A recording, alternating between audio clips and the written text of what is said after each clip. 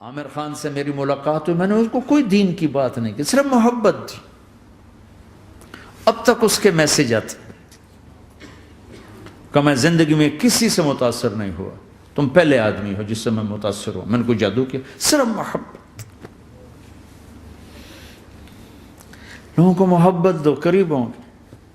میں جب گیا بڑی مشکل سے اللہ نے، ملاقات کا کوئی راستہ ہی نہیں تھا، وہ مجھے نہیں جانتا تھا، میں اسے نہیں جانتا تھا، تو کوئی موقع نہیں مل رہا تھا ملاقات کا۔ تو اللہ نے شاہد آفریدی کو بھیج دیا۔ شاہد آفریدی اس کی دوستی تھی، ہمارا جو کرکٹر ہے۔ میں نے اس سے فون پر کہا یار میری ملاقات تو کرا، اس نے ملاقات کروائی۔ تو اس نے مجھے کہا آدھا گھنٹہ ہے، آدھا گھنٹہ۔ جب میں پہنچا میکسیمم پونا گھنٹہ، میں نے کہا ٹھیک۔ میں گیا تو وہ سہما ہوا چہرہ کہ بھئی مولانا آ گیا، پتہ نہیں کیا کہیں گے، بھئی یہ تو کیا کر رہا ہے، تو حرام کر رہا ہے، ناچ رہا ہے، گا رہا ہے، توبہ کر، ابھی تیرے لیے دوزخ کا فیصلہ ہو جائے، پتہ نہیں کیا ہوگا۔ وہ ڈرا ہوا، سہما ہوا تھا۔ تو میرا ایک دور کالج لائف تھا، میرے اللہ نے مجھے ہدایت دی، اور میں 3 دن کے لیے میں اس دوست کو، اس کی نسلوں کو دعائیں دیتا ہوں جو مجھے زبردستی پکڑ کے لے گیا۔ نہ میرا تبلیغ سے کوئی تعلق، نہ واسطہ، نہ میں کوئی ان سے متاثر۔ ایک لڑکا تھا، بنگالی تھا، گشت کرتا تھا، لیکن میں اس سے ذرا متاثر نہیں ہوا۔ میرا دوست متاثر ہو گیا تھا، تو میں تو ان کے قریب سے نہیں گزرتا تھا۔ تو وہ اور میں اسکول میں اکٹھے آ رہے تھے، کالج میں اکٹھے آ رہے تھے۔ تو وہ متاثر ہوا، وہ 3 دن کے لیے جا رہا تھا، تو مجھے بتائے بغیر میرا ہاتھ پکڑ کے لے گیا، مجھے کام ہے چلو میرے ساتھ۔ اور میں اس کو انکار نہیں کر سکتا تھا، یہ میرا اس کا تعلق تھا۔ اب بھی اسی طرح بھائیوں جیسا تعلق، میں اس کا احسان ماں، مجھے زبردستی لے گیا۔ ہمارے پنجابی کی مثال ہے، کبے نو لت لگی وہ سیدھا ہو گیا۔ وہ جو ہوتا ہے ہنچ بیک ہوتا ہے نا، اس کو کسی نے لات ماری تو وہ سیدھا ہو گیا۔ مہربانی بھائی تیری لات سے میں سیدھا ہو گیا، تو مجھے تو وہ کبے والی لت پہ گئی۔ تو اللہ نے مجھے اس طرف لگا دیا۔ اور جب میری کالج لائف، میں نے کالج کا بہترین سنگر تھا، اسکول کا بہترین، یہ جنید جمشید کیا ہے جو اس زمانے میں یہ سارا کو اٹھایا میں نے سارا کیا ہے۔ تو اب وہ بیچارہ ایسے بیٹھا ہوا، تو میں نے اس سے بیٹھتے ہی فلموں کی باتیں شروع کر دی۔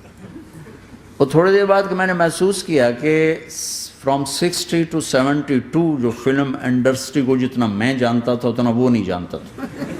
تو اس کے اوپر میرے علم کا روپ پڑ گیا، اس کی لائن کا علم تھا نا۔ تو حیران پریشان، یہ واز تو ہو نہیں رہا، تو کبھی دلیپ کمار کی باتیں شروع ہو گئیں، کبھی راج کپور کی شروع ہو گئی، کبھی محبوب صاحب شروع ہو گئے، کبھی مدن موہن شروع ہو گئے۔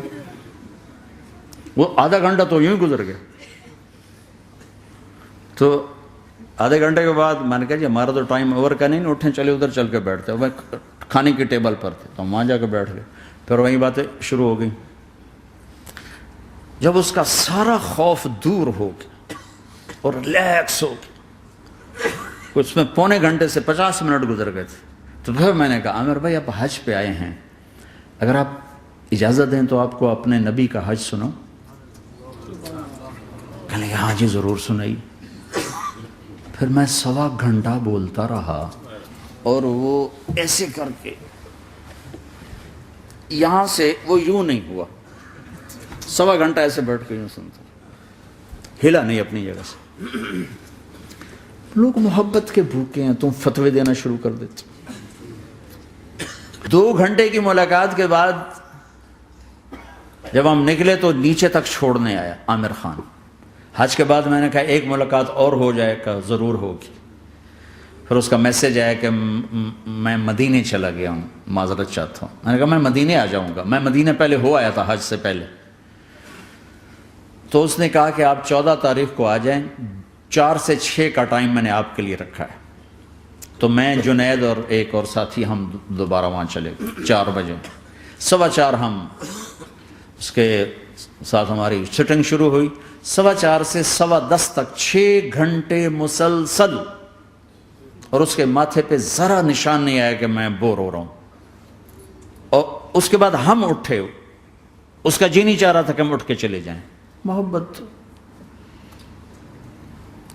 پھر ایک امتحان پڑ گیا، میں اجتماع میں تھا رائمنڈ کے پچھلے سال، اس کا میسج آ گیا میری فلم تلاش آ رہی، اس کی کامیابی کی دعا کرو۔ لے بھی اے چنگی بڑی. میں نے کہا اب کیا کروں؟ جواب دینا بھی ضروری، دعا بھی نہیں ہو سکتی، کیا کروں؟ تو جب وہ میسج آیا تو میرے سامنے کوئی 10-12 علماء بیٹھے تھے. میں نے کہا بھائی یہ میسج ہے، اس کا جواب. کہا جی یہ ہمارا فیلڈ نہیں تمہارا ہے، تو ہی جواب دے. میں سارا دن سوچتا رہا، مجھے کوئی جواب سمجھ میں نہیں آیا کہ جان بھی بچ جائے، جواب بھی چلا جائے. پھر اگلا دن بھی گزر گیا، مجھے کچھ سمجھ میں نہیں آیا. میں عصر کا وضو کر رہا تھا، ایک دم اللہ نے ایک مضمون دل میں ڈالا.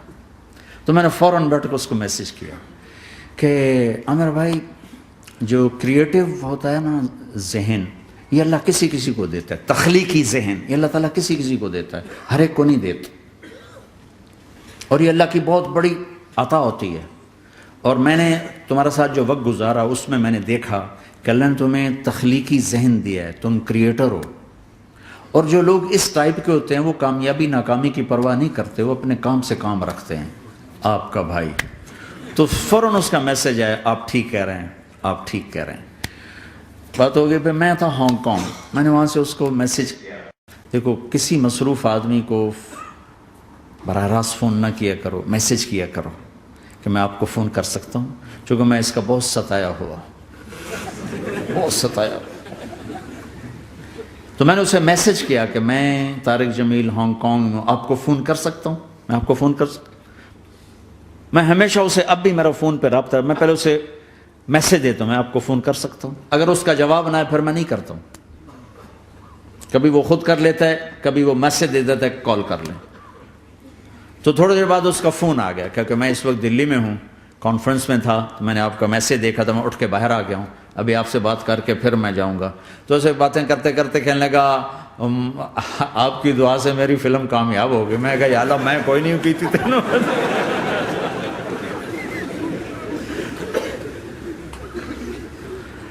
بھائیو محبتیں بانٹو، نفرتیں تو پہلے ہی بہت پھیل چکی.